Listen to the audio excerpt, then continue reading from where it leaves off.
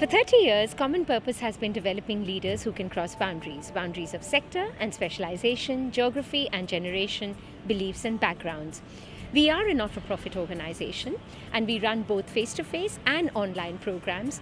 Just as problems cross boundaries and the world is full of problems, it is really important that leaders are able to do the same. In 2018 alone, we ran programs across many different parts of the world, across many cities of the world, and we had the privilege of working with over 1,000 organizations, including universities.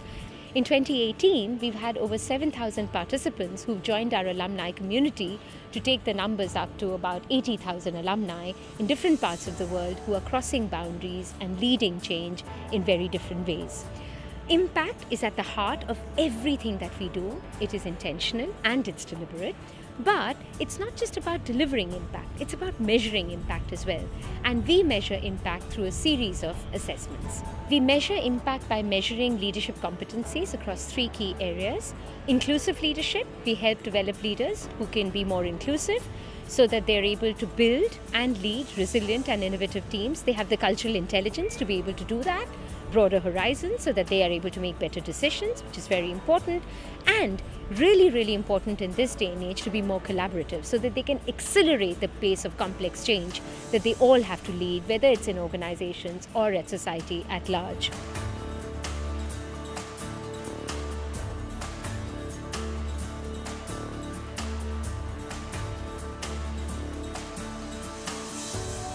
So experiential learning is at the heart of everything that we do, and cities are our classroom.